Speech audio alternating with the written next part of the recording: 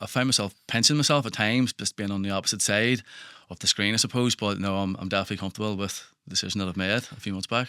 And what does life look like afterwards? Because you, like so many people who finish up playing county football, and you're 34 now, I think now, like it's probably trying to regain some of your life, because it's an intense bubble to be a part of for so long. But have you managed that? Like, because you're involved with the Armagh 20s, you've plenty going on. Yeah, look, I spoke to numerous players, who have maybe experienced similar, career paths.